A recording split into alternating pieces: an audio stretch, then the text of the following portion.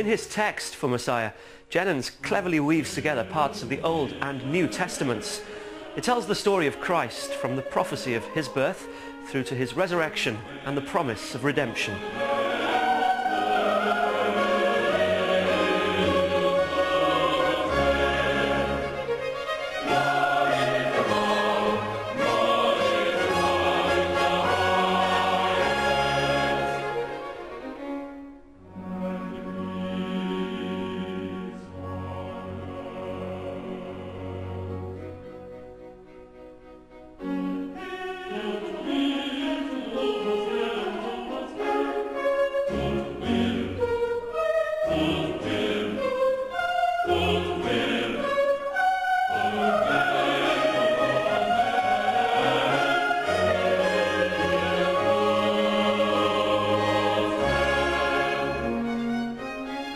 According to legend, Handel wouldn't have seen much of this room while he was working on Messiah.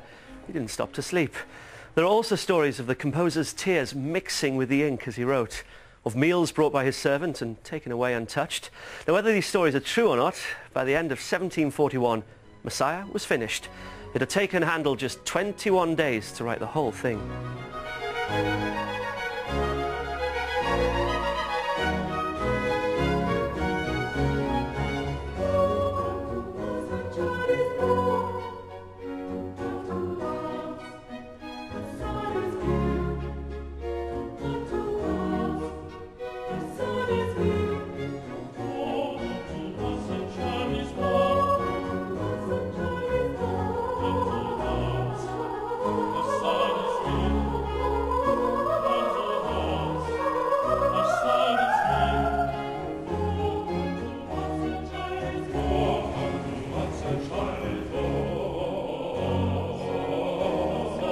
This is St George's, Hanover Square, Handel's local parish church.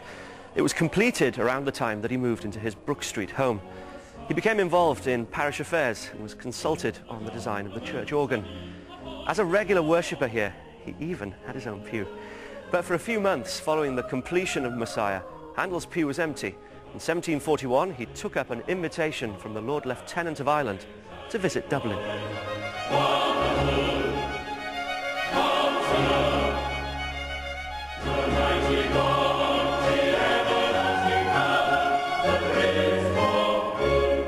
Having arrived in Dublin, Handel quickly put on a series of concerts, and the audience absolutely loved them. The performance was superior to anything of this kind in this kingdom before, wrote the Dublin Journal. For Handel, the reaction was a real contrast to the backbiting and uncertainty that he'd left behind in London.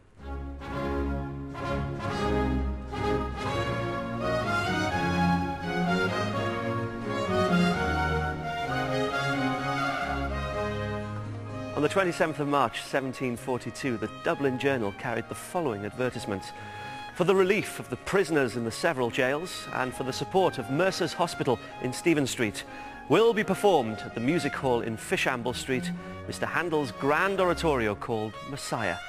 And so, on the 13th of April 1742, one of music's most famous premieres took place in Dublin. It shall sound, and the dead shall be raised,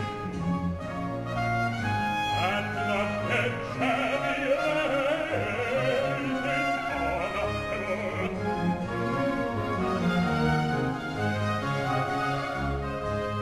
The trumpet shall sound, and the dead shall be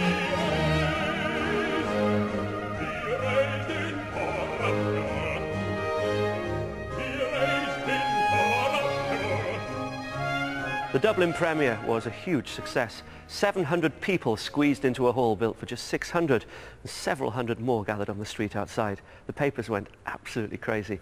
Words are wanting to express the exquisite delight it afforded to the admiring crowded audience, proclaimed the Dublin Journal.